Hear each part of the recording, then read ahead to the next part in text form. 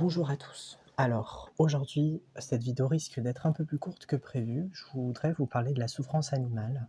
Donc, je ne sais pas si vous connaissez Greg Guillotin, je pense qu'il est assez célèbre. C'est un humoriste qui a fait pas mal de caméras cachées. Et cette vidéo sort un peu des sentiers battus puisqu'il parle de la sensibilisation des animaux et la souffrance qu'ils peuvent endurer.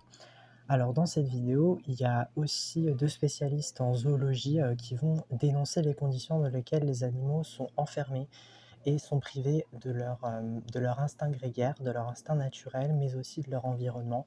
Et vous savez, vous comme moi, en tout cas si vous avez un minimum de conscience, de bon sens et aussi d'empathie envers les animaux, si vous avez cette conscience de ce que représente un être vivant, parce que j'ai l'impression que ce sont beaucoup plus des figurines ou des statues qu'on enferme et qu'on voit. Alors c'est bien pour les enfants hein, et même peut-être pour les adultes par rapport à notre curiosité de découvrir les différentes espèces animales, mais ce ne sont pas des objets qu'on doit voir, ce sont des animaux, ce sont des êtres qui normalement ne sont pas censés être dans des environnements stressants, stimulants.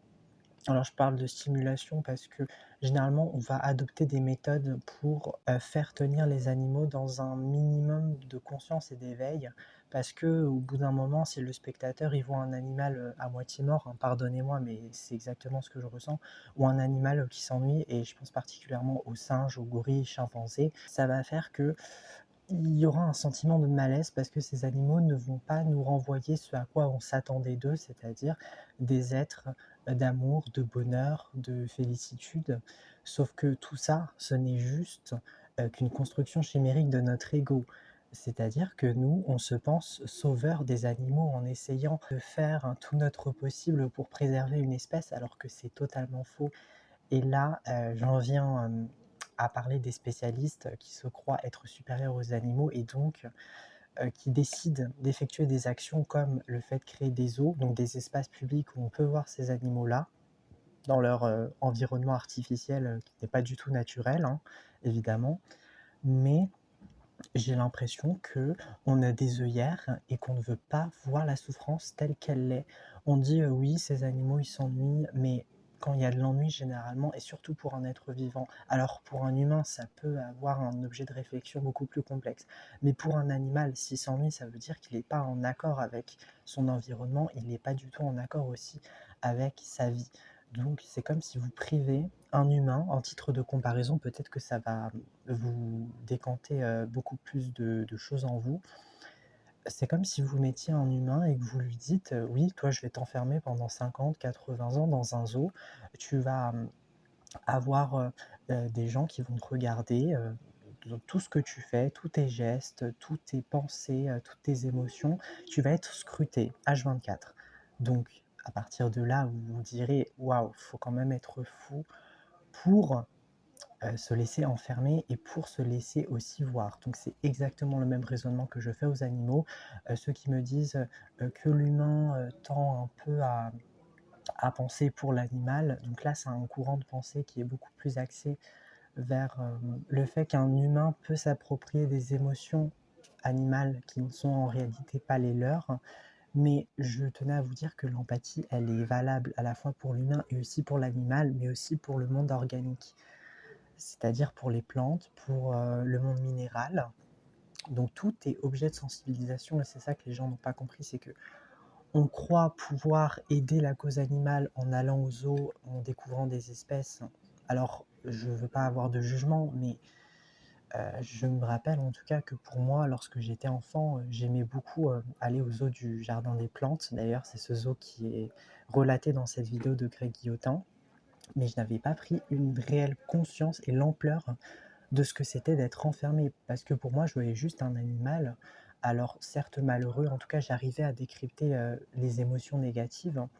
Il n'y avait aucune joie, aucune once de dynamisme qui rayonnait. Il n'y a aucune lumière, aucune lueur.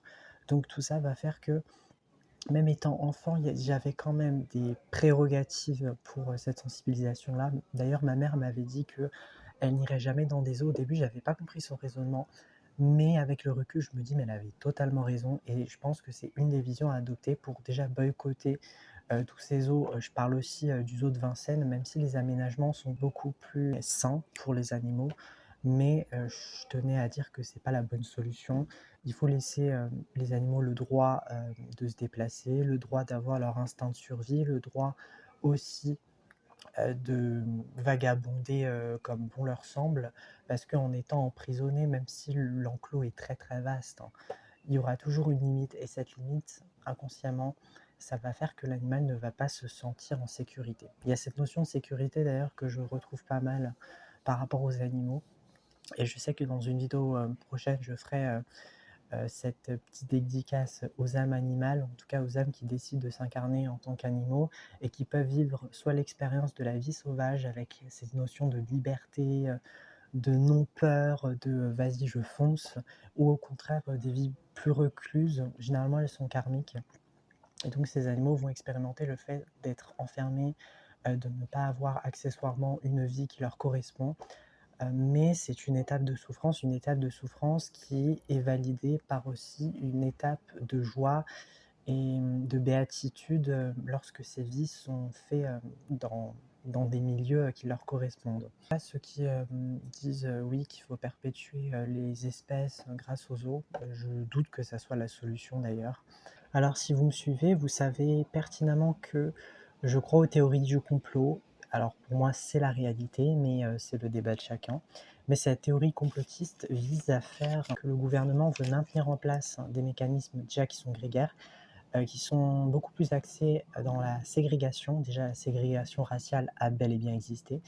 Et vous n'allez pas me croire, peut-être que certains d'entre vous resteront sceptiques, mais je vous jure qu'il y a eu un zoo, littéralement, avec des personnes qui ont été mises dans une cage. Alors, ce n'est pas foncièrement cette représentation imagée que je me fais, mais plutôt un peuple autochtone qui a été mis dans un enclos, pas avec des barreaux, hein, parce que sinon je pense que les visiteurs seront choqués, mais c'est comme si ces visiteurs, hein, ces personnes, les Parisiens, que je cite, qui se situaient étrangement non loin du jardin zoologique des plantes, ils étaient mais extrêmement curieux et ils avaient une vision globale de ce peuple autochtone qui pratiquait, que ça soit le moulage, tous ces savoirs ancestraux qu'ils avaient inculqués de par leur ethnie, leur origine, leurs croyances.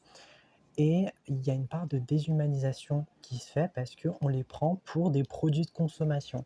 Et je peux faire le lien avec l'animalité, dans le sens où on va prendre les animaux comme des produits de consommation, puisque si on a payé pour y aller au zoo, par exemple, bah, ça veut dire que les animaux ne souffrent pas, puisque c'est grâce à nous qu'ils continuent d'exister dans des zoos et que sans nous, sans le financement des autres, et là aussi j'en viens à la responsabilité de chacun, si vous avez un minimum de conscience envers les animaux, n'allez pas dans des zoos, en fait.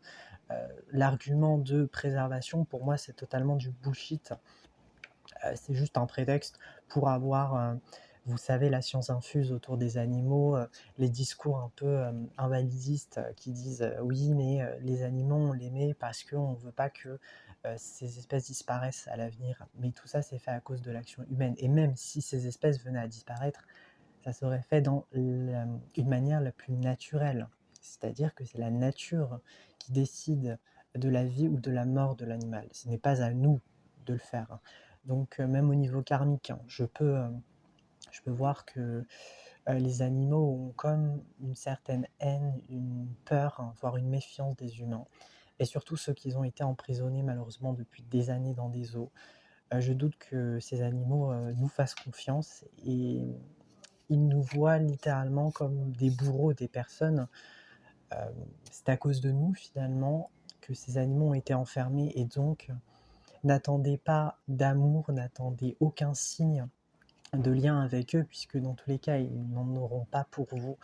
D'ailleurs je doute que ces animaux soient très joyeux, je pense qu'ils sont peut-être en dépression, l'anxiété, stress post-traumatique aussi, parce que la plupart, surtout des singes, ont été enlevés à leur mère, à leur famille. Donc vous imaginez déjà le deuil que c'est que pour un animal de ne plus jamais revoir une personne qui a été très chère à ses yeux et qu'il a aimé. Non, je ne pense pas. Et le fait d'être retenu en captivité, mais je peux vous dire les symptomatologies qu'il va avoir après, les coups de folie, les paranoïas. Imaginez-vous 50 ans, voire, je sais pas, un siècle enfermé dans une cage. Donc je suis sûr en fait que vous avez développé des troubles pour, essayer un minimum de garder un semblant de réalité parce que sinon, mais je donne pas cher de votre état mental et physique, hein. C'est extrêmement déplorable. Je pense que je vais m'arrêter là, sinon, je vais en débattre pendant 1 heure. J'ai dit à peu près le gros du sujet. Dans tous les cas, pour conclure, les animaux ne sont pas des objets, ils sont des êtres très sensibles, très intelligents, malgré le fait que certaines personnes qui se disent humains croient qu'ils sont supérieurs et donc ils ont la science infuse, mais ce n'est pas du tout le cas, hein. Nous ne savons rien des animaux, nous continuons à les apprendre, à apprendre la manière dont ils fonctionnent, la manière dont ils interagissent aussi entre les différentes espèces, ça c'est hyper intéressant. Mais le côté scientifique, le côté très détaché, très froid, je trouve que pour ma part, ça me donne littéralement envie de vomir, j'ai envie de dégueuler parce que je trouve ça mais tellement révoltant et injuste pour, ces animaux qui n'ont rien demandé et qui finissent dans des cages, ils attendent juste le moment de pourrir et de partir de ce merdier, quoi. Mais bon, c'est une vidéo assez démoralisatrice, mais je tenais avant tout déjà à vous mettre en exergue le fait que si vous avez un minimum d'éthique, ne serait-ce qu'envers vous-même, ne serait-ce que, je ne sais pas si vous avez des animaux de compagnie, des chiens, des chats, voulez-vous que ces chiens et chats soient enfermés dans des cages? Généralement, les humains, par rapport aux animaux de compagnie, ils seront beaucoup plus sensibles, beaucoup plus compatissants. Et je suis sûr qu'il y aura des pétitions qui seront lancées si, par exemple, il y a des chats errants qui seront enfermés dans des zoos. Imaginez, on enferme des chiens dans des zoos. Vous ne trouverez pas que ça sonnerait un peu bizarre?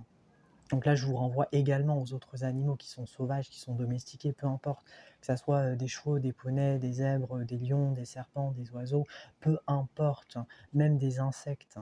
Tout est vivant, donc il y a quelque chose de précieux qui émane d'eux.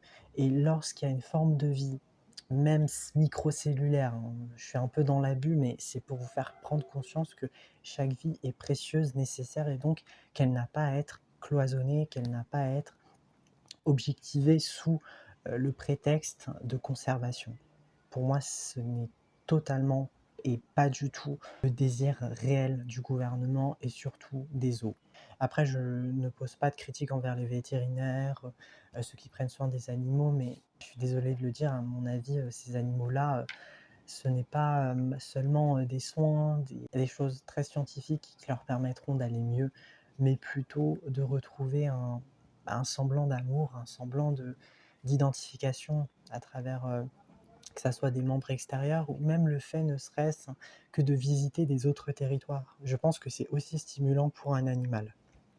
Il y a l'aspect territorial aussi qu'il faut prendre en compte. Donc c'est tout.